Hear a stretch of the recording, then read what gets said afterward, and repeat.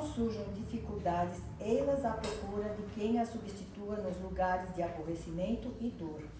Muitas vezes, pagam preço elevado pela fuga e adiam indefinidamente a experiência benéfica a que foram convidadas pela mão do Senhor.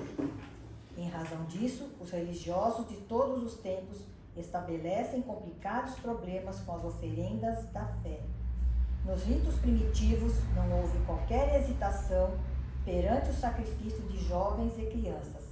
Com o escoar do tempo, o homem passou à matança de ovelhas, touros e bodes nos santuários.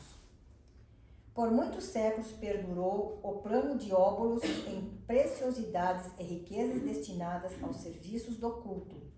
Com todas essas demonstrações, porém, o homem não procura senão aliciar a simpatia exclusiva de Deus, qual seu pai estivesse inclinado aos particularismos terrestres.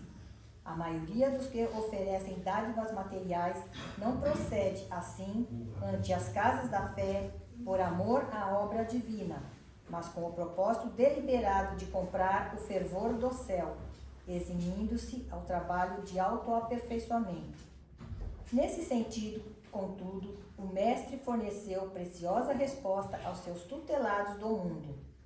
Longe de pleitear quaisquer prerrogativas, não enviou substitutos ao Calvário ou animais para sacrifício nos templos, e, sim, abraçou ele mesmo a cruz pesada, imolando-se em favor das criaturas e dando a entender que todos os discípulos serão compelidos ao testemunho próprio no altar da própria vida.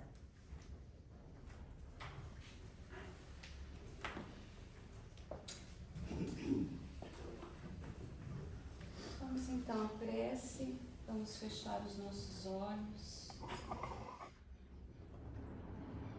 vamos entrar em sintonia com os benfeitores dessa casa, que com tanto amor nos acolhem neste domingo, e agradecer ao Senhor da vida a grande oportunidade de estarmos aqui, nessa terra, nesse momento. Agradecemos então, Pai querido de infinita bondade, por tudo, por todos e por tanto.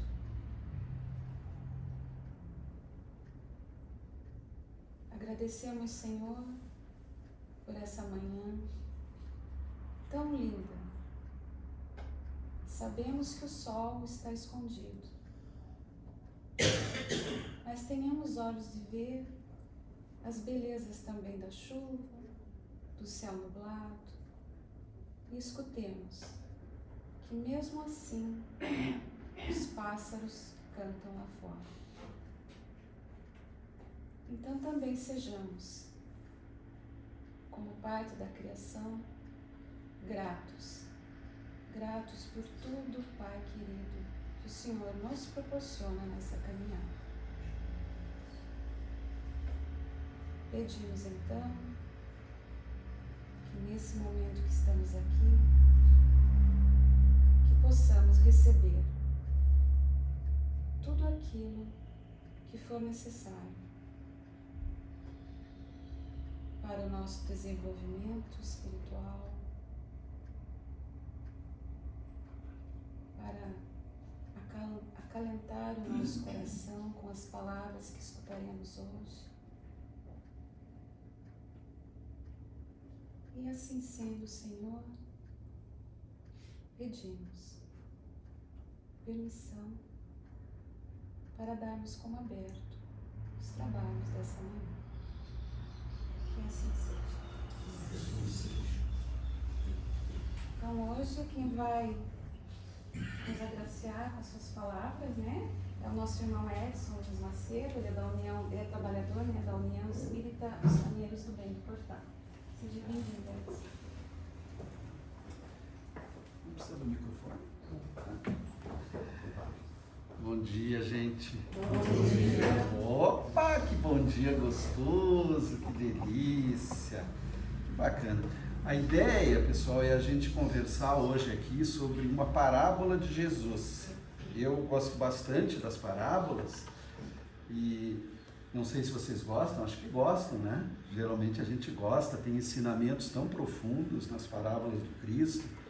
E essa em especial, ela faz um convite, olhem só. Na verdade as parábolas, né, a maioria delas, ou quase que todas, fazem convites. Mas essa aqui faz um convite para um banquete. Alguém já participou de banquete aqui? Já? Ah, já participaram de banquete? Nossa, banquete, né?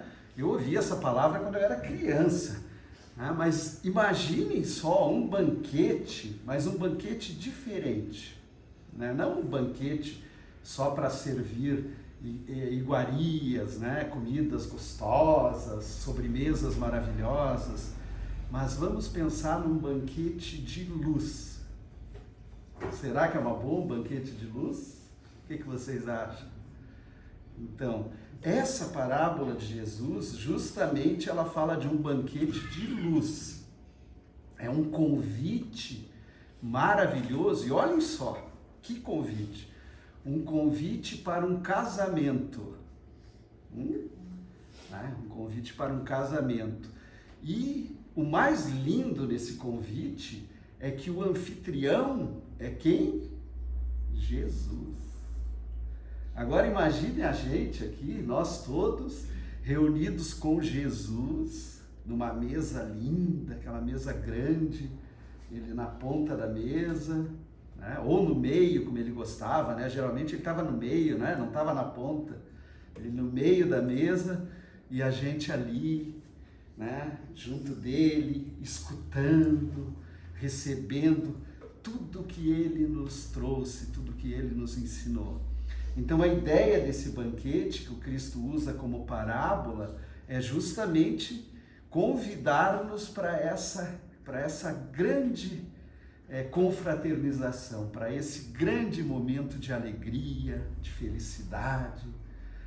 E esse grande banquete, ele está retratado por Allan Kardec lá no capítulo 18 do nosso Evangelho, o Evangelho segundo o Espiritismo.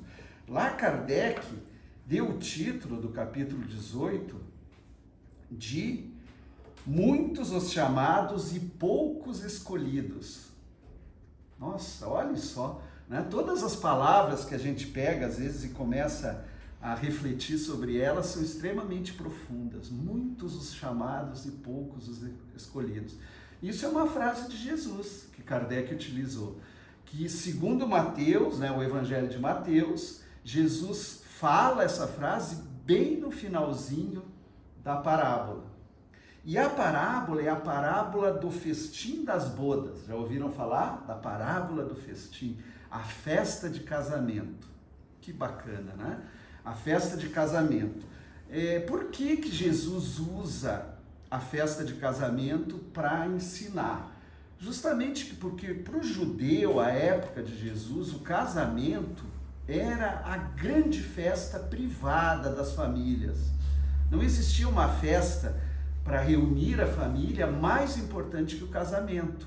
Nós lembramos que o judeu adorava a festa, né? Eles gostavam muito das festas religiosas, ainda gostam, né? Na verdade eles fazem, é um povo realmente que cultua muito essa reunião, né? Então eles fazem ainda a festa da Páscoa, que a gente lembra, que é uma festa tradicional, que é origem judaica, né? A festa das tendas, dos tabernáculos, que comemorava e comemora a vinda, né? Após a libertação do Egito. Então aquele momento que o povo judeu ficou no deserto, vagando, então eles ficavam em tendas, em barracas, e aí eles...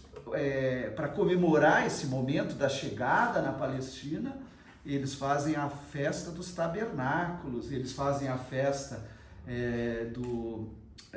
qual que é a terceira festa? Quem que me ajuda aí? Não lembram a terceira festa? é a festa de Pentecostes, né? Deu um branco aqui e fugiu, mas a festa de Pentecostes também, que é inclusive aquela onde os apóstolos falaram em vários idiomas, né? As línguas de fogo, que está retratado lá em Atos dos Apóstolos também. Então, gente, o judeu adora festa, né? E ele, na festa do casamento, era algo especialíssimo. Hoje me falaram sobre o The Closing, né? Tá saindo ali. Quem que falou? Quem que falou? Aí, legal, lembrou que tá saindo a sétimo e oitavo episódio da 4ª temporada. E realmente é uma série muito bacana que conta, né?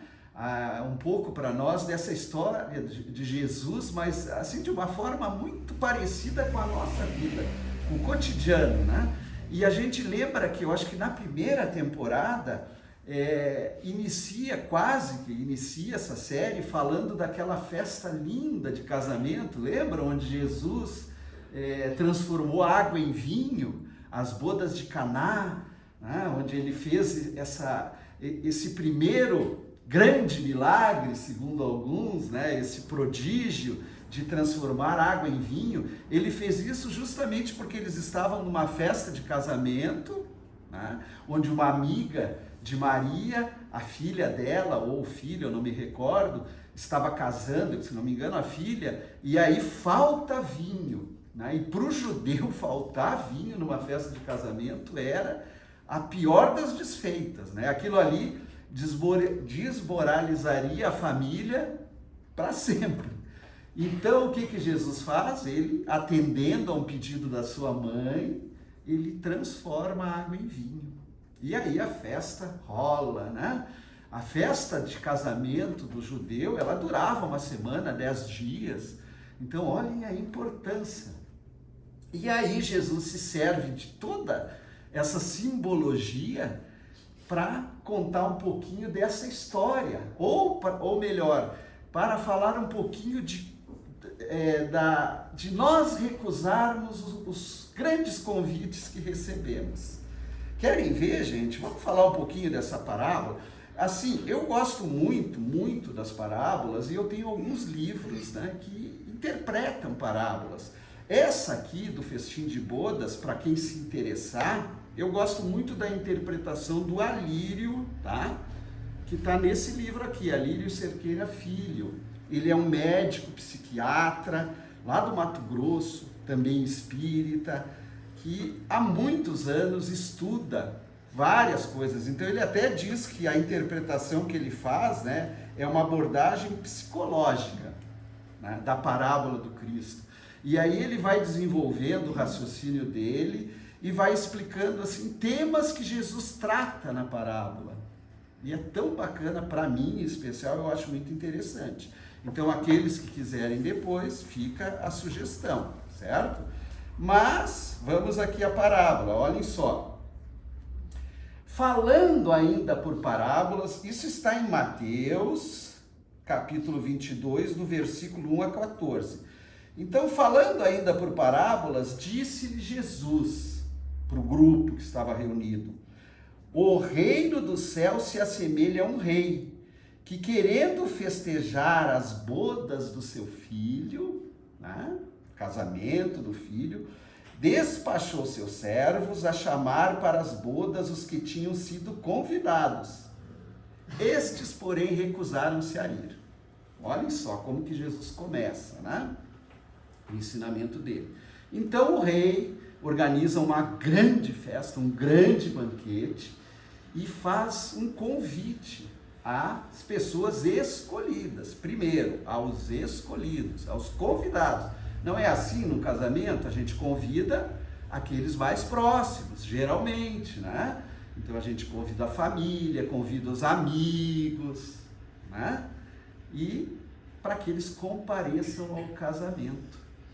Claro que a gente já consegue perceber aqui que o rei que Jesus se refere é o Pai, né? É Deus que convida a cada um de nós para esse banquete do casamento com o Cristo. Na verdade, aceitar o convite, gente, é contrair núpcias com Jesus. é casar com Jesus, é estar com Jesus, né? É fazer parte desse momento tão importante. Mas aí nos conta o Cristo que os convidados recusam o convite, olhem só, né? Recusam, não querem ir no casamento com Jesus, tá? Com o próprio. E aí diz o Cristo que o rei despachou outros servos, então ele fez o convite e mandou os servos chamar, recusaram. Aí o rei, né, chama outros servos com ordem de dizer da sua parte aos convidados. Então ele pede, vão lá de novo, com todo carinho, com toda delicadeza, insistam com esses convidados, é importante eles estarem presentes, né, nesse festim. Preparei o meu jantar,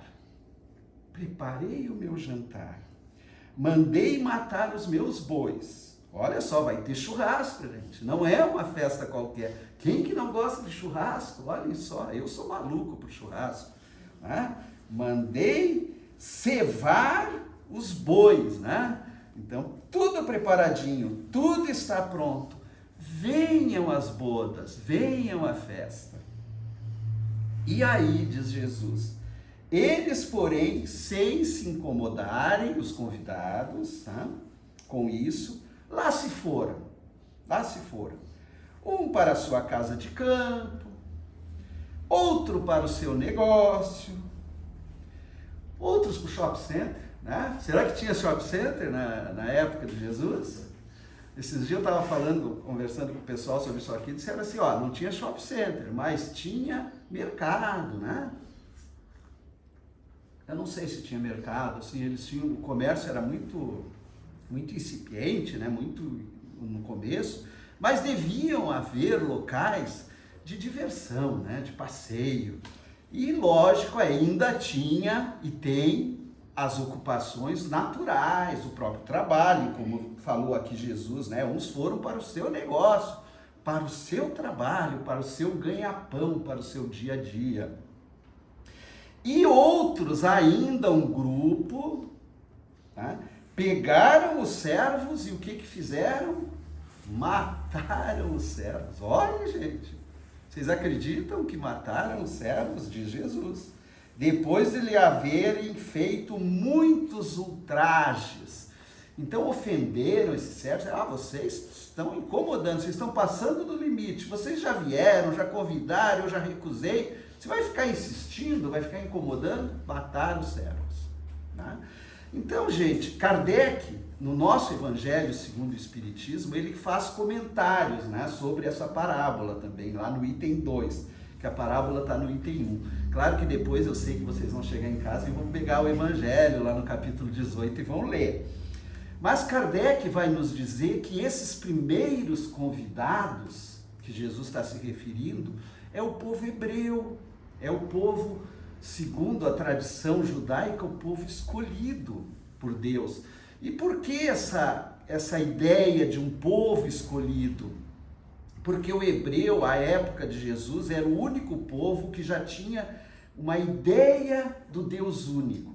Porque desde Abraão, Isaac, Jacó, toda aquela tradição, eles sempre foram monoteístas, eles acreditavam num Deus. Quando o resto todo do mundo que existia à época, pelo menos o conhecido, eram politeístas. Ali na Ásia, né, a gente tinha o Egito, a gente tinha a Grécia, a gente tinha Roma.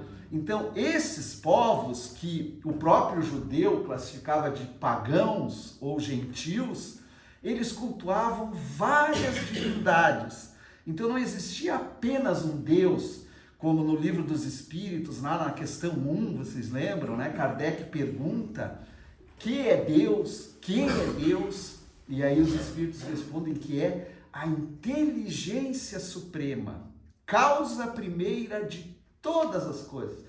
Tudo que existe se origina de Deus, segundo o que nos fala a doutrina espírita, né? E o judeu entendia um Deus único. Claro que dentro da tradição eles consideravam até o Deus como sendo como personalizado em um ser que fosse, né? E para nós a gente já entende que Deus é uma inteligência, é muito mais, né, de um ser próprio.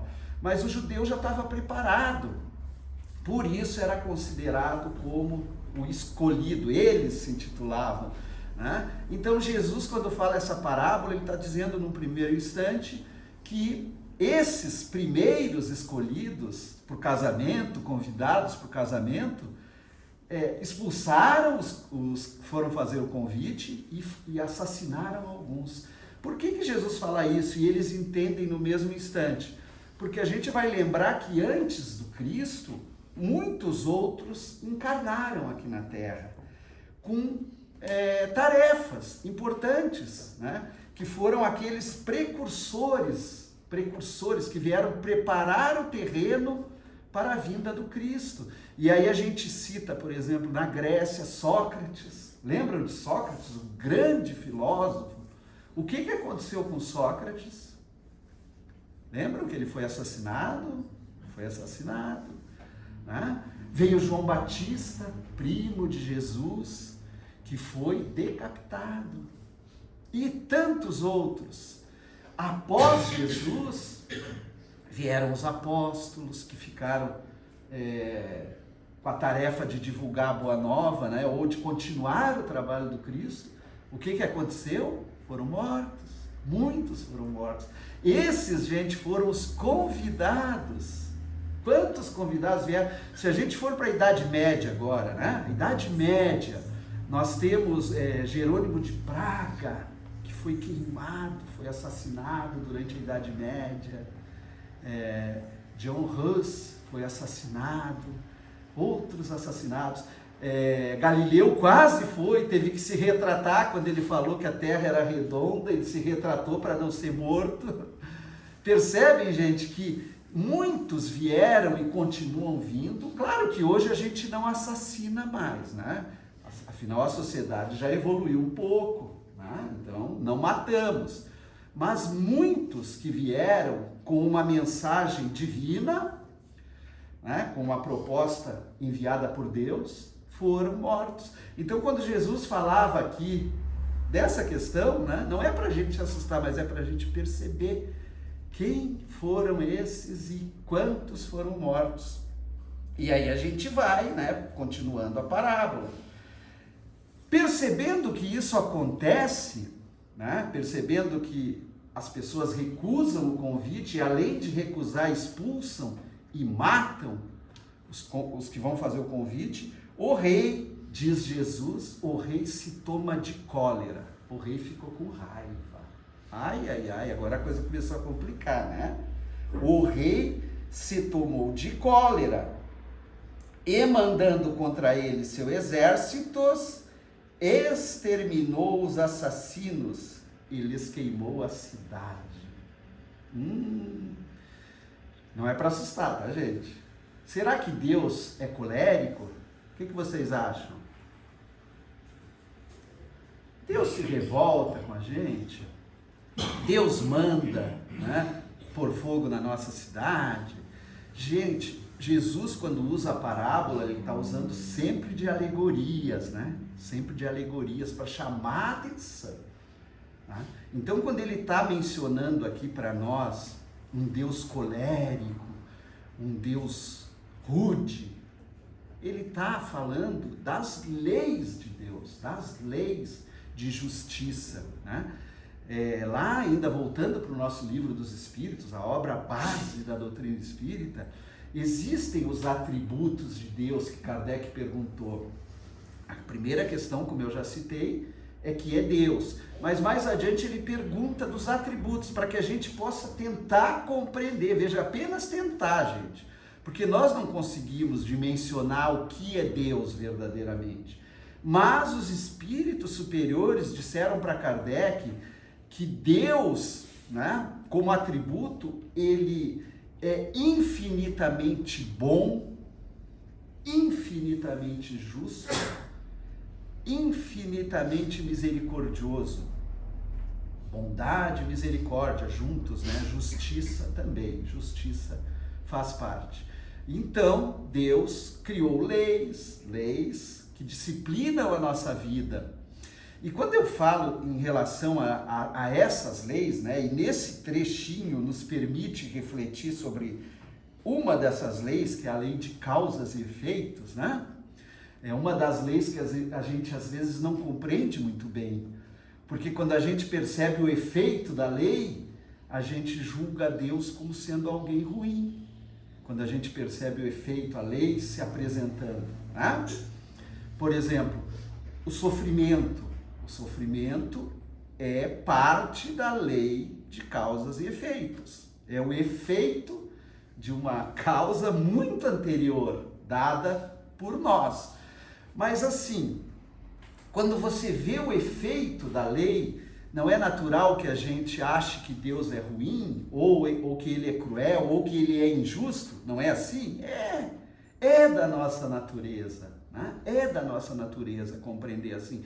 Mas eu gostaria que a gente tentasse analisar a lei de causas e efeitos de uma outra maneira, né? E aí, esses tempos, eu estava assistindo uma palestra do Haroldo, que eu acho que vocês todos devem, alguns, né? Eu não sei se todos são espíritas, às vezes não, mas a maioria gosta muito de acompanhar o Haroldo Dutra Dias, né? Que é um juiz de direito, agora psicólogo também, e ele faz muitas palestras bem interessantes. E ele comentava justamente sobre a lei de causas e efeitos, e ele trouxe uma ideia que, para mim, eu achei muito importante porque eu consegui compreender melhor. Eu queria compartilhar com vocês. Então ele começa falando dessa lei de causas e efeitos, justamente perguntando isso, né? Se alguém estaria contente em perceber o efeito dessa lei. Mas aí ele vai na origem. E aí a origem a gente tem que buscar, né, as obras espíritas, a codificação espírita.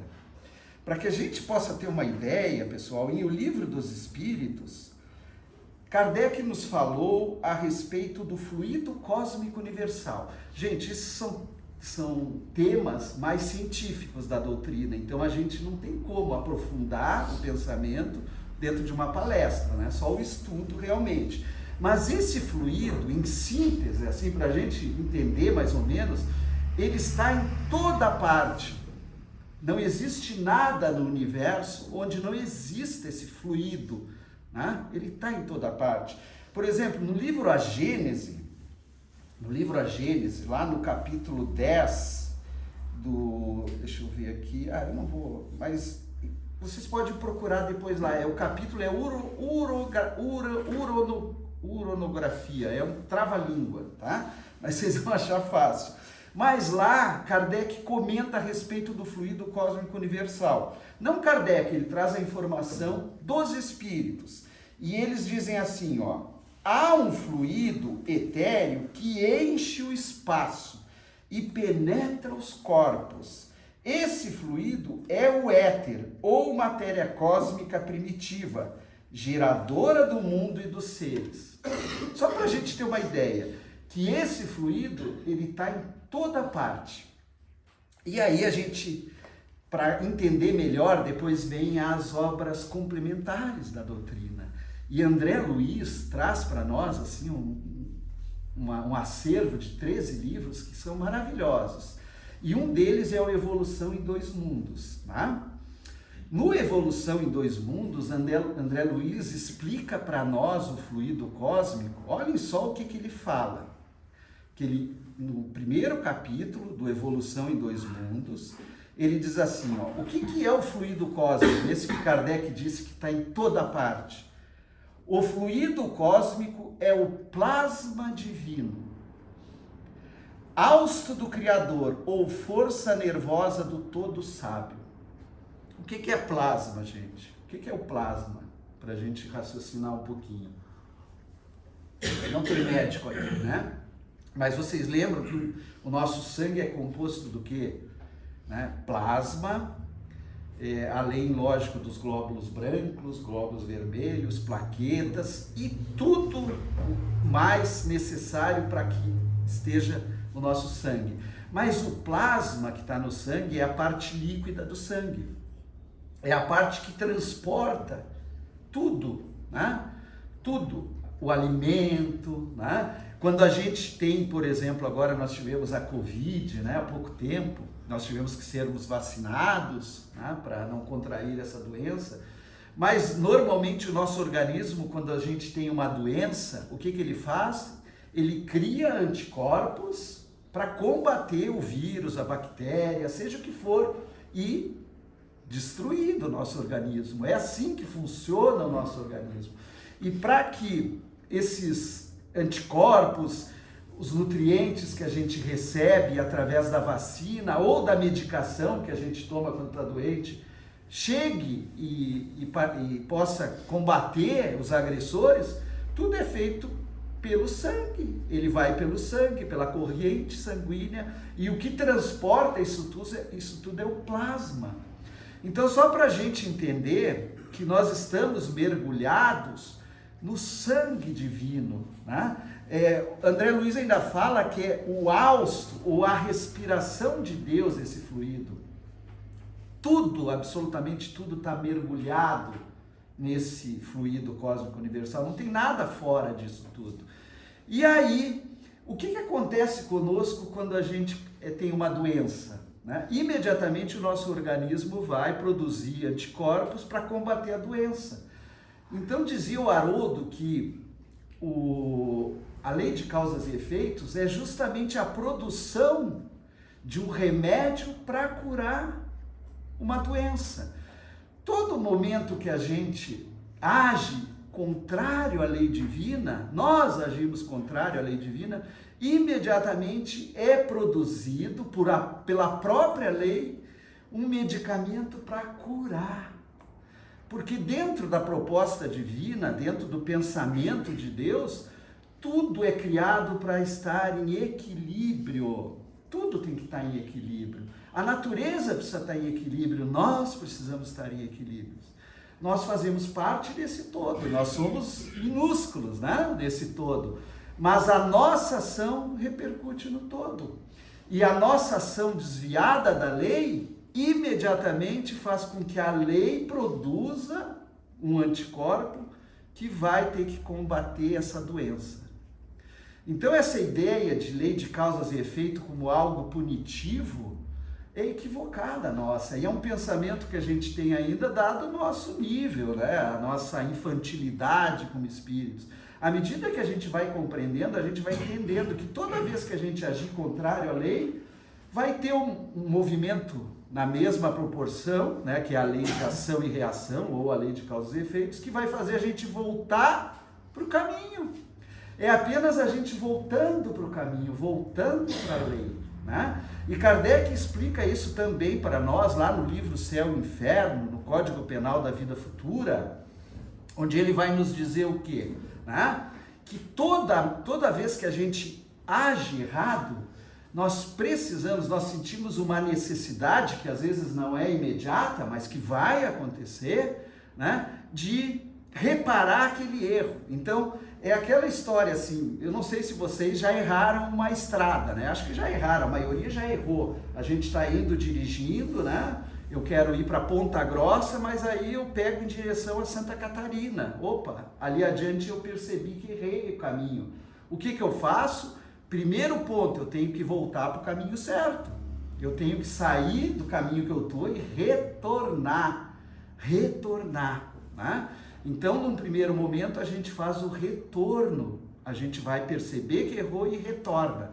A partir do momento que eu retorno, eu pego o caminho certo, porque eu quero chegar no destino. Quando eu pego esse caminho certo, eu estou diante da reparação. Kardec fala em 3 requisitos, né? Que é, primeiro, o arrependimento, que a gente pode considerar esse retorno, em vez de arrependimento, esse retorno para o caminho correto. O segundo aspecto que Kardec vai nos falar é da reparação, que é eu continuar nesse caminho certo, né, para chegar no destino. Mas nos fala ainda Kardec que precisa de um terceiro que é a expiação, que é a própria dor, que é viver o próprio, às vezes, a própria condição que eu coloquei contrária à lei. Por que isso é tão importante? para que eu aprenda até com os meus erros e para que eu não volte a cometer os erros. Porque isso é uma questão até um tanto lógica. A própria ciência às vezes se dedica a estudar. Quando a gente vivencia algo, nos marca muito mais, né? Nos marca profundamente, do que se a gente apenas se arrepende e começa a agir certo. Se eu não estiver sentindo a própria dor que eu provoquei ao infringir a lei, não vai valer a pena, eu vou voltar a cometer o mesmo erro. Então essa necessidade da expiação, que a gente pode considerar, né, como sendo esse reequilíbrio à lei divina, dentro dessa proposta de plasma divino, é justamente a oportunidade da gente perceber que errou e não voltar a cometer o erro. É o aprendizado. Quando isso acontece verdadeiramente, não há necessidade da gente continuar, né, dentro dessa proposta de expiação. Vamos voltar aqui para a nossa parábola, né, que a ideia inicial aqui era a gente apenas explicar a lei de causas e efeitos. Mas aí esse rei, que Jesus se refere, né, ele fala para os seus servos: a festa de casamento, né, está inteiramente preparada. Está preparada. Mas os que para ela foram chamados não eram dignos dela, aqueles primeiros que recusaram, que queimaram e mataram, né? E depois as encruzilhadas, e chamai para as bodas todos quantos encontrardes. Continua Jesus falando: os servos então saíram pelas ruas e trouxeram todos os que iam encontrando, bons, maus, e a sala das bodas se encheu de pessoas que se puseram à mesa. Então vamos refletir, né? Primeiro momento, o convite é só para os escolhidos. Num segundo momento, o convite é para todos. Entrem todos, venham, né, para esse casamento, participem, e aí todos são convidados. E diz aqui Jesus, né? Bons, maus, sãos, doentes. Nesse segundo momento a gente vai perceber que a boa nova, né, que é a ideia que Jesus veio nos trazer, né, a simplificação da lei divina que Jesus veio nos trazer, ela passa a ser difundida entre todos. Né? E aí Jesus escolheu muitos para fazer esse trabalho. Vocês lembram de Paulo, né? Paulo é o apóstolo dos gentios. Paulo foi o encarregado de difundir os ensinamentos de Jesus. E também foi assassinado, né, como a maioria. Mas ele plantou essa semente, ele plantou essa ideia, né, que Jesus vinha trazendo, que acabou frutificando. E não só Paulo, alguns dos apóstolos também saíram. Então aquela ideia de pregar o ensinamento apenas para os judeus deixa de existir. Ele se difunde em toda a Europa, ele se instala principalmente dentro, lá no coração do Império Romano, que na época era quem comandava tudo, e tanto que o próprio imperador, mais adiante, um dos imperadores, resolve, né, aceitar como oficial o ensinamento cristão. Então as coisas caminham a partir daí, justamente com essa ideia de que todos são convidados, mas ainda continua existindo os que recusam, né? Nós, se formos analisar nós aqui no particular, pessoalmente, a todo momento nós recebemos convites, né? Desde o momento que acordamos. Por exemplo, hoje aqui, quantos de nós escolhemos vir aqui na Casa Espírita, assistir uma palestra, tomar um passe, cuidar, né, das nossas emoções, dos nossos sentimentos? Outros tantos escolheram outros convites, e não estamos aqui de maneira nenhuma para julgar ninguém, né? Não é o objetivo. Mas os convites continuam chegando a todo instante para participar desse banquete, né?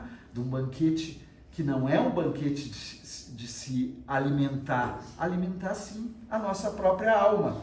E nesse instante, aí o rei estende a todos. Continua Jesus ainda nos falando sobre esse banquete. Ele diz assim, ó: entrou em seguida o rei para ver os que estavam à mesa. Claro, o rei fez o convite, vieram alguns, sentaram à mesa e começaram, né, a degustar as iguarias. Mas aí o rei ele vem justamente para ver, né, como estão aqueles, quem são esses que aceitaram, quem veio, né, para o convite. Então entrou em seguida o rei para ver os que estavam à mesa, e dando com um homem que não vestia túnica nupcial, meu Deus, eu nem sabia que precisava vestir, né? Que precisava estar vestido, e de roupa, túnica nupcial. Né? O homem guardou silêncio. Desculpem, eu pulei um pedaço aqui. Então, entrou em seguida o rei para ver os que estavam à mesa, e dando com o homem que não vestia a túnica nupcial, disse: meu amigo. Olhem só, o tratamento ainda é um tratamento carinhoso, né? Porque ele não expulsou. Ele disse assim: meu amigo, como entraste aqui sem a túnica nupcial? Como entraste sem a vestimenta? Disse, né? O homem guardou silêncio, então disse-lhe o rei à sua gente, aos que estavam lá cuidando daquele banquete: atai-lhe as mãos e os pés e lançai-os nas trevas exteriores. Aí é que haverá prantos e ranger de dentes, porque muitos são chamados e poucos são escolhidos. Essa é a frase que finaliza a parábola. Mas aí vamos falar um pouquinho, né? Um pouquinho dessa túnica especial. O que é isso, essa roupa especial que a gente precisa ter? Claro que precisamos, né? Para compartilhar com Jesus desse banquete divino, desse banquete de luz. É a fé, pessoal. Essa parábola, além de todos os ensinamentos que Jesus oferece a todos nós, é um convite à fé, à confiança, à certeza, né? Que Deus está zelando e está buscando fazer sempre por nós o melhor. Ele sempre nos convida, mas ele nos garante que tudo vai dar certo. Se não dá certo ainda, é porque não está chegado o momento. Então, ter a túnica nupcial é a gente verdadeiramente confiar em Deus, né? E é muito interessante porque o nosso querido Alírio aqui, quando ele vai falar justamente dessa túnica nupcial, deixa eu buscar aqui, ele usa uma outra passagem, que essa aqui eu quero ler para vocês aqui,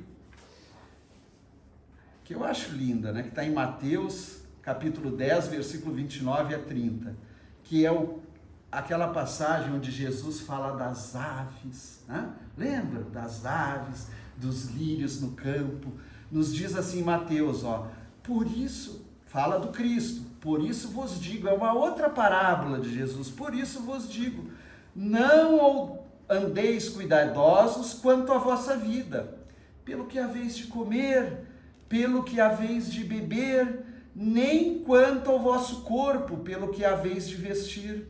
Não é a vida mais do que um mantimento e o corpo mais do que a vestimenta? Então, essa fala do Cristo, também numa parábola, é justamente nos alertando, às vezes, da falta de confiança, da falta de fé, né? Ele fala numa outra parábola que se nós tivéssemos fé como um grão de mostarda, a gente conseguiria mover montanhas. Olhem só, gente. E nós, às vezes, fraquejamos na fé. Então, não ter essa vestimenta para participar desse banquete é justamente a gente não confiar em Deus, não ter fé em Deus. O Cristo vai continuar aqui dizendo assim, não é a vida mais do que o mantimento e o corpo mais do que a vestimenta? Olhai para as aves do céu, olhai para as aves do céu, que não semeiam, não cegam, nem ajuntam em celeiros, e o vosso Pai Celestial as alimenta. Às vezes a gente não percebe, né, que tudo está dentro de um propósito, de um encadeamento, né? As aves recebem o seu alimento, né? né? Ele fala dos lírios do campo, ele diz assim, olhai para os lírios do campo, como eles crescem, como eles crescem. E aí a gente lembra, né, a época de Jesus, existem fotos da região, era linda aquela região, com aquelas flores maravilhosas, o lírio que nasce lá na Palestina, ele é diferente, por exemplo, do lírio que a gente conhece aqui, é uma flor maravilhosa. Então ele mostrava para as pessoas assim, olhem para esses lírios, né, que nascem, que crescem, que são lindos, e que depois, dentro da própria condição, né, que eles têm, eles viram lenha para aquecer a todos aqui. Eles são queimados, os lírios eram usados, depois secados e queimados no inverno, né, porque era muito frio, então eles serviam para aquecer as pessoas, gente. Olha que coisa bonita, né?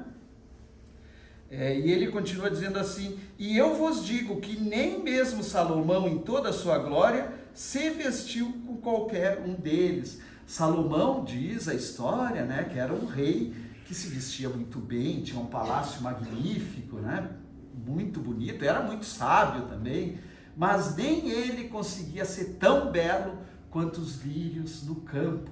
Então essa ideia que nós, para participarmos do banquete, nós necessitamos estar adequadamente, né, bem vestidos, confiando e tendo fé em Deus.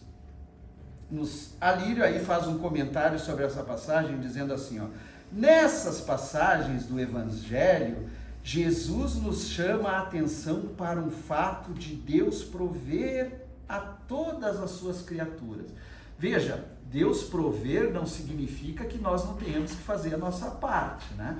Sempre isso é importante, porque às vezes essa ideia de que algumas coisas estão previamente determinadas nos faz andar por um caminho onde a gente diz assim, eu não preciso fazer muitos esforços, porque se é Deus que provê tudo, mas não funciona assim, né? Nós temos um caminho a seguir, e lógico que a nossa ação, as nossas decisões vão fazer com que esse caminho possa ser melhor ou pior. Então não é nessa ideia que ele nos traz. Trata-se, né, de um de seus ensinamentos mais poéticos. Quantos minutos tem ali? 10, né? 3? 13. Então, trata-se de uns ensinamentos mais poéticos de Jesus, cuja abordagem incide na questão do cuidado dos pássaros dos céus, que Deus não deixa morrer de fome. Não vai faltar alimento.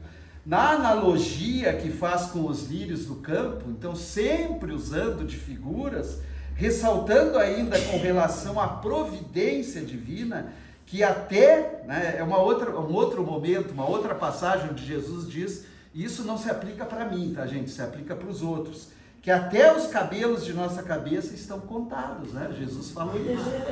Para mim não vale, tá certo? Né? Porque daí fica difícil contar os cabelos.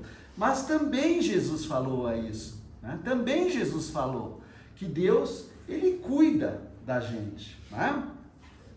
Vamos ver o que mais aqui. É muito bom, nos diz Alírio, confiar na providência divina, ter fé, ter confiança.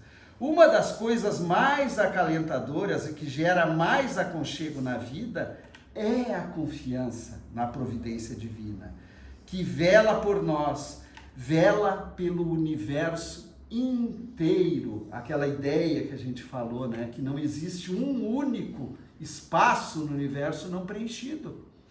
Em outro instante, Jesus vai dizer que há muitas moradas na casa do Pai, né? Então, tudo, absolutamente tudo, está ocupado. Temos plena certeza disso tudo, porque a energia que sentimos quando estamos em sintonia com Deus estimula-nos nos sentimentos nobres do amor. Então, quando a gente percebe, quando a gente se deixa, né, participar desse grande festim, né, desse grande banquete, nós nos realizamos, nós nos sentimos bem, nós nos sentimos dispostos. Então é essa verdadeiramente a ideia. Deus estimula-nos aos sentimentos nobres do amor. Né? Então, contrariar essa ideia de que a gente está dentro disso tudo e que precisamos agir dentro da prática do amor, nos desvia propriamente do caminho, da mansidão, da humildade, da renúncia. Em alguns momentos é renunciar, né? Também, da compaixão, e vai dizer o alírio, etc, etc, etc. E essa energia não é possível de ser enganada. Aqueles que não confiam na providência divina vivem como seres abandonados no universo, perdidos, sem rumo, né? É muito triste, muito angustiante viver assim, como doentes existenciais, sem rumo, sem direção. Nós que já estamos nessa posição de confiar, sentimos plenamente que as coisas realmente são assim, que não são invenções, porque sentimos na pele, sentimos no coração, batendo mais forte na suavidade, na leveza, que torna a nossa vida não como uma crença cega, aquela ideia, né, da fé cega, a fé que não pensa, a fé que não raciocina, mas com uma crença refletida, sentida e vivenciada. E finaliza ele, ao analisar essa parábola, dizendo assim, essa convicção faz com que consigamos superar quaisquer dificuldades. Quaisquer, não existe nada que nós não possamos fazer. Por isso que Jesus, em vários momentos, ele dizia que nós poderíamos fazer tudo o que ele fez, né? E muito mais, e vamos verdadeiramente fazer. Ele dizia assim que nós éramos, né, luz, que nós deixássemos propriamente brilhar a nossa luz, né? Então essa convicção faz com que consigamos superar quaisquer dificuldades que existam, para vivenciarmos a vida de forma mais saudável, de forma mais feliz. Então o próprio universo vai se abrindo para nós, se estivermos decididos e prontos para viver uma vida assim, repleta e com todo o sentido. É até aqui que a gente vai, né? Encerramos as nossas reflexões dessa parábola, a parábola dos festins de bodas, mas fica a recomendação daí para vocês depois pegarem o capítulo 18 do nosso Evangelho, né? Muitos os chamados, poucos os escolhidos. Na sequência desse capítulo, nós temos aquela passagem sobre a porta larga e a porta estreita, né? Tem tudo a ver com essa ideia de ser chamado e de fazer escolhas, de decidir, porque porta, né, que a gente quer transitar. Lembrando sempre que a porta larga, embora ela seja mais atrativa, né, ela possibilite um imediato recebimento de, às vezes, estímulos externos, ela proporciona no futuro, né, um preço às vezes muito alto, que talvez não valha a pena para cada um de nós pagar, né? Então, sempre as nossas escolhas, tá certo? Muito obrigado pela atenção de vocês, né, por estarem aqui compenetrados. Desejo um domingo abençoado a todos, uma semana de muita luz e, né, nos encontramos em breve, tá bom, gente? Obrigado. Não sei se querem que eu faça prece, é isso? Então vamos lá.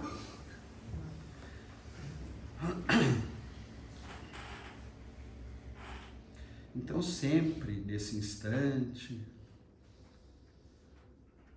possamos agir com infinita gratidão a Deus, infinita gratidão a Jesus,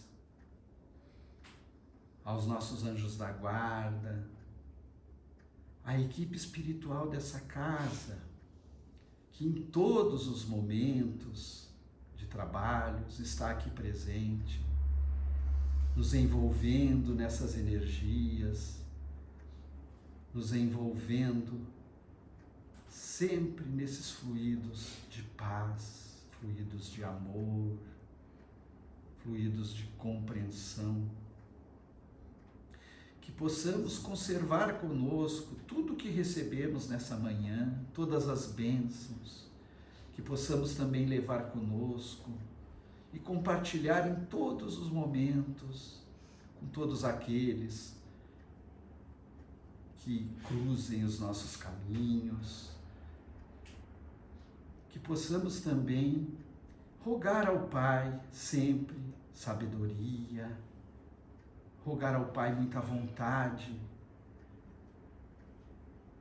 para nos afinarmos em sua fé, aquela fé imorredora, aquela fé e aquela confiança que nos fortaleça sempre diante das maiores dificuldades, diante das maiores provações. Que tenhamos sempre a certeza que precisamos fazer a nossa parte, mas que Deus, nosso Pai de justiça, de bondade e misericórdia, reserva para todos nós sempre o melhor, que não devemos nunca desanimar diante das provações e que façamos aquilo que a doutrina espírita sempre nos convida e nos diz, que fora da caridade não há verdadeiramente salvação, mas entendendo que a caridade é o amor verdadeiro, é o amor espontâneo, é o amor que brota dos nossos sentimentos, é o próprio amor que o Cristo nos trouxe e nos convida a cada dia a vivenciar.